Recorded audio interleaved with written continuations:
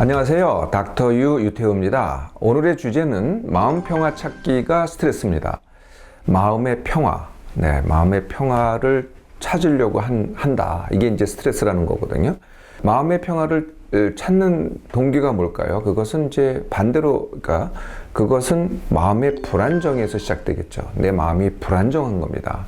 그러니까 이제 마음의 평화를 찾자 이렇게 되는 거죠. 마음의 불안정은 뭐 여러 가지가 있는데요. 첫 번째가 고통스러운 감정입니다. 가장 흔한 게요. 불안, 걱정, 또는 우울, 또는 죄의식, 내가 뭘 잘못했다, 또는 화, 또는 남에 대한 시기와 미움, 이렇게 고통스러운 감정이 있겠고요. 두 번째는 충족되지 않은 욕구가 있을 겁니다. 예를 들면은 내가 먹고 싶은 욕구가 큰데 이걸 충족하지 못했다.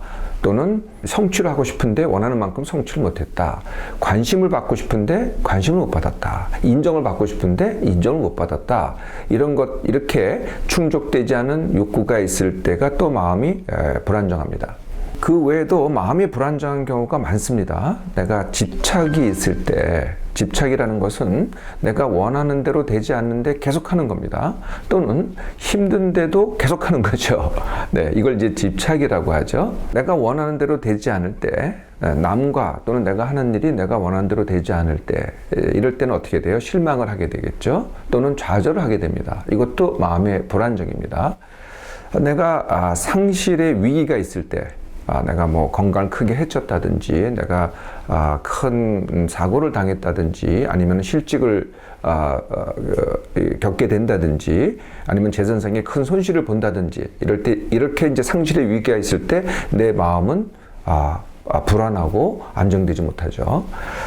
또 굉장히 또 흔한 게 있는데 그게 뭐냐면요. 나는 그냥 편안하고 싶은데 남이 나를 계속 괴롭히는 거예요.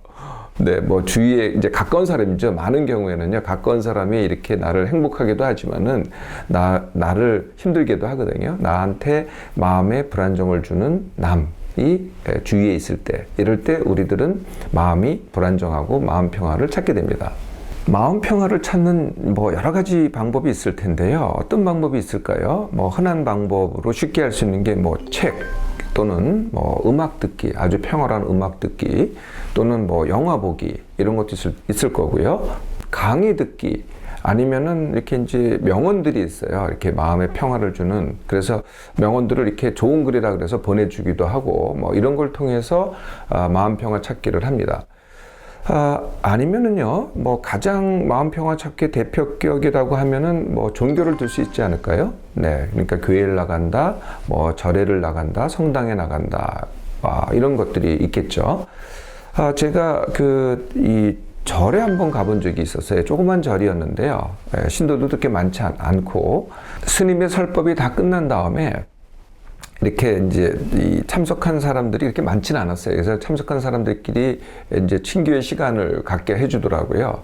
그런데 이제 그게 점심시간하고 겹쳤어요. 그래서 점심을 같이 먹으면서 이제 서로 자기소개도 하고 이렇게 친교의 시간을 갖는데, 저하고 같이 한 분이 한 4분, 5분 정도 있었어요. 각자 자기 얘기를 하는 거죠. 근데 그 중에 한 여성이 한 40대, 한 40대였던 것 같아요. 이 여성이 하시는 말씀이 이거더라고요.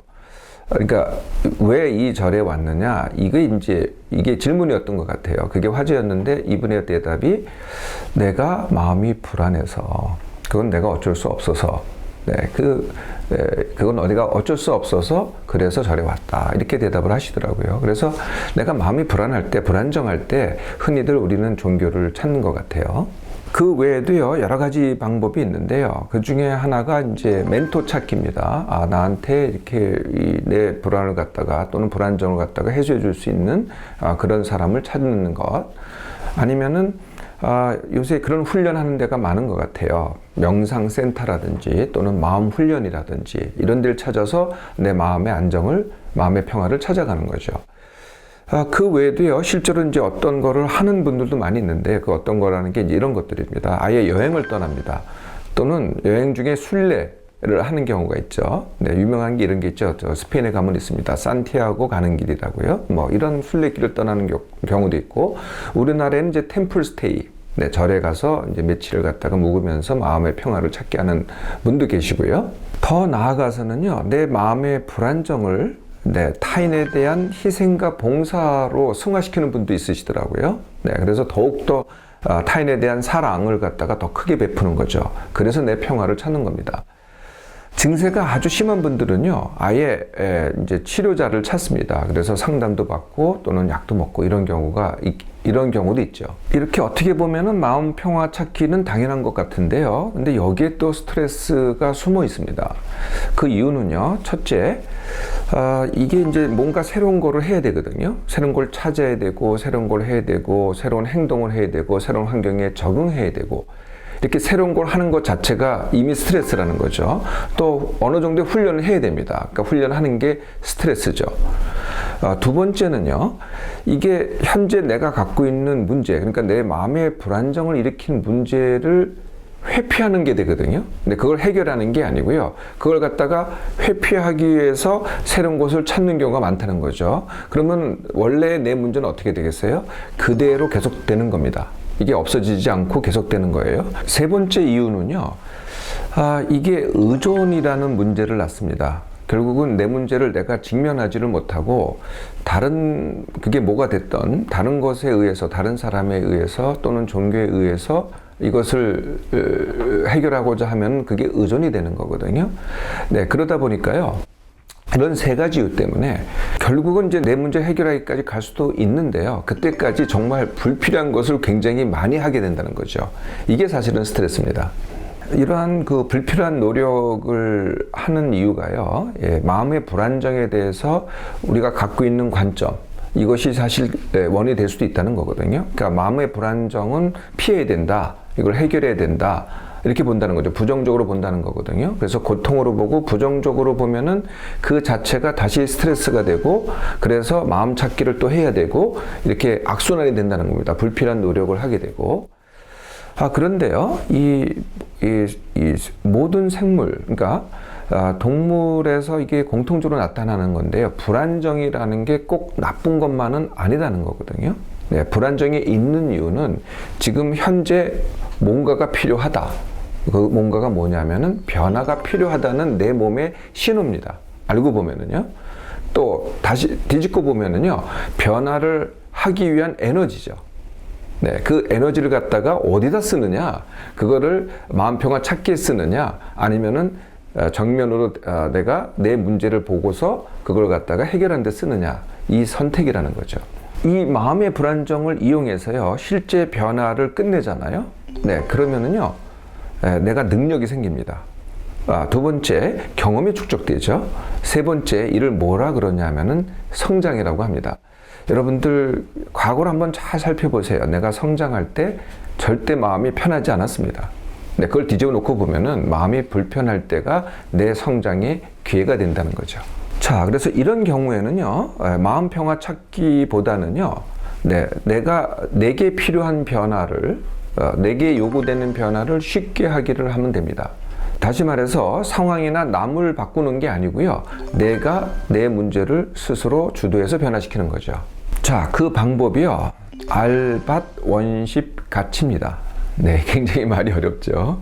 네, 제가 만드는 말입니다. 알밭 원식 가치. 뭐에 머리 끝자를만 딴 겁니다.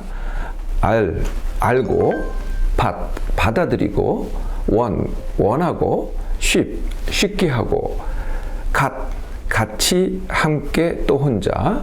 그리고 맨 마지막이 제일 중요합니다. 이롭게 하기입니다. 이 순서대로 따라와 보세요. 네, 굉장히 쉽습니다. 첫 번째, 알기.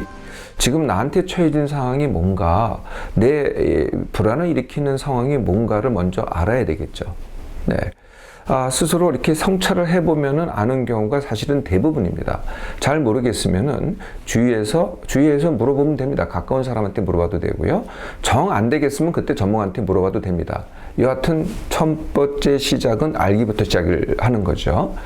두 번째는요, 내가 알았잖아요. 그러면은 받아들이기를 하셔야 돼요.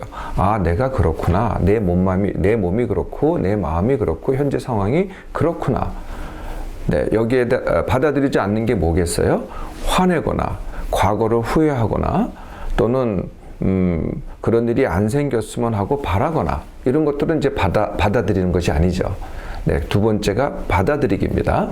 세 번째가 그러면 이 상황에서 내가 받아들였으면 내가 뭘 원하지? 라고 질문을 하는 겁니다. 그게 바로 원하기가 되는 거죠. 그러니까 출발이 현재 여기서 시작하는 겁니다. 그래서 내가 원하려면 여기까지 가야 되지 않겠어요? 그 원하기가 분명하게 되는 거죠. 원하기가 분명히 되면은 그 다음 질문이 쉽게 하기입니다. 여기서부터 여기까지 가는데 얼마나 내가 쉽게 갈 수 있을까? 이것도요, 막막한 게 아닙니다. 제가 이 시간 통해서 여러 번 소개해 드린 것 같은데요. 이 질문 하나로 시작할 수 있습니다. 어떤 질문이냐면은 이 상황에서 내가 어떻게 하면은 쉽게 하지? 이 질문을 자기한테 하는 겁니다.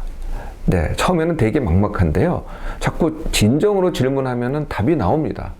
네, 자꾸 질문하면서 그 질문에 답을 하려고 하면은 결국은 답이 나온다는 거죠. 그런데 그렇게 하질 않고요. 자꾸 다른 데서 답을 찾으려고 해요. 마음 평화 찾기가 그 중에 하나라는 거죠. 그러다 보니까 불필요한 수고를 굉장히 많이 합니다.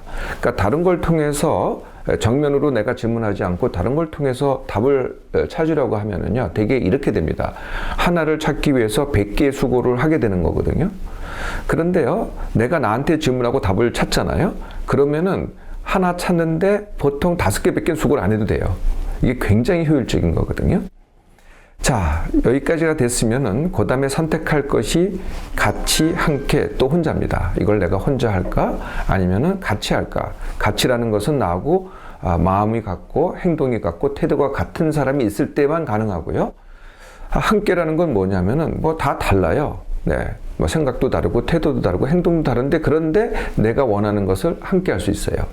네, 이 세 가지 중에서 선택하면 됩니다. 혼자 해도 되고, 함께 해도 되고, 같이 해도 되고. 이렇게 해 가면서 맨 마지막 질문을 하셔야 돼요. 이게 나한테 이로운가? 또는 나하고 함께 하는 사람한테 이로운가? 많은 경우에는요, 나한테도 해롭고, 남한테도 해로운 경우가 제일 많고요. 네, 나한테 이로운데 남한테 해로운 경우, 남한테 이로운데 나한테 해로운 경우, 이런 경우도 많더라고요. 그런데 나한테도 이롭고 남한테 이로운 방법이 반드시 있습니다. 이걸 찾으시면 된다는 거죠. 마음 평화 찾기로도요, 많은 분들이 정말 마음 평화를 찾는 분들이 많으세요. 그런데 그것이 힘들다면은요, 이 방법을 해보세요. 알밭 원십 가치입니다.